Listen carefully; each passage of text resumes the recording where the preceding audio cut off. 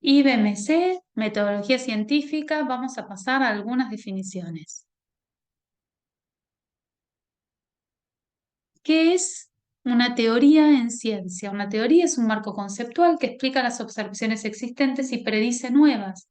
Una teoría se construye sobre la base del conocimiento construido colaborativamente a lo largo del tiempo por todo el cuerpo de personas que trabajan en esa área y que han trabajado a lo largo de los años.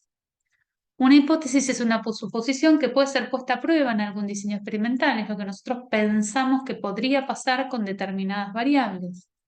Una ley es una regla o norma invariable de las cosas.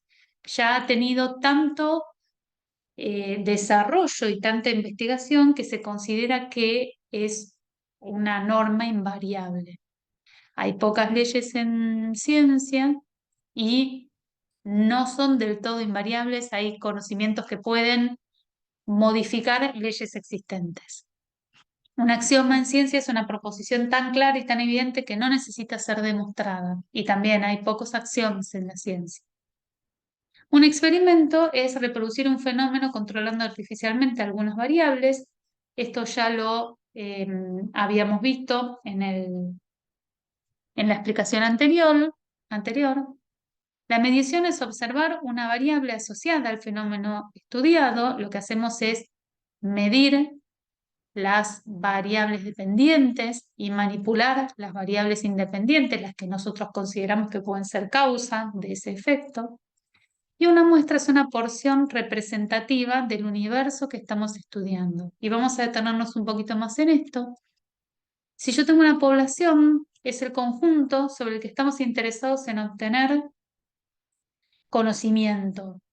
Normalmente esa población es demasiado grande para abarcarla todo, como para hacer un censo de esa población, entonces lo que hacemos es tomar muestras de esa población. Las muestras son subconjuntos al que tenemos acceso y sobre el que realmente estamos realizando las observaciones o mediciones. Si esas muestras son aleatorias, o sea, al azar, o sea, no están seleccionadas por un criterio particular, sino que cada elemento de la población ha tenido la misma oportunidad de formar parte de la muestra, yo puedo hacer inferencias a partir de esa muestra hacia el resto de la población. Por ejemplo, si yo quiero estudiar la población de estudiantes de la UNAUR, el conocimiento que tienen de la definición de vida, yo tendría que tomar una muestra aleatoria tomando estudiantes de todas las carreras de la UNAUR. Si yo tomo una muestra de estudiantes del profesorado de biología que ya tuvieron una clase donde hablamos del concepto de vida, no voy a tener un conocimiento representativo de toda la población de estudiantes de la NOUR, sino del caso particular de los estudiantes de biología que ya pasaron por esa clase y entonces ya saben más de ese concepto. La muestra tiene que ser aleatoria y representativa para que me sirva para mi investigación. En un diseño experimental, entonces, decíamos que es recomendable tener un grupo experimental y un grupo control.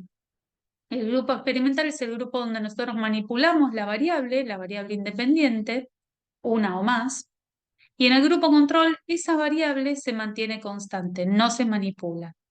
Los grupos experimental y control deben ser iguales en todas las características, menos en la manipulación de la variable independiente. Hay algunos elementos claves para que un estudio sea o no sea experimental. El estudio tiene que tener un grupo control para que se pueda comparar. La muestra que yo tomo para analizar debe ser lo suficientemente grande como para ser representativa del universo y haber sido tomada aleatoriamente. Los individuos, los sujetos experimentales deben ser divididos en los dos grupos o cuantos grupos haya de manera aleatoria para poder ser representativos. Y si uno solo de estos supuestos no se cumple, el trabajo no será verdaderamente experimental y las conclusiones que se obtengan de ese trabajo van a ser menos fuertes y menos robustas. En el ejemplo que dábamos de estudiantes de la UNAUR, si yo tomo estudiantes saber el conocimiento que tienen del concepto de vida. Y tomo estudiantes del profesor de biología, esa muestra no es representativa, no es aleatoria, y entonces las conclusiones que yo obtenga, saben, los estudiantes de ONUR conocen el concepto y la definición de vida, o en términos biológicos o no, no va a ser representativa de la población que yo quiero analizar. Hay muchos otros más conceptos que los vamos a tratar en clase.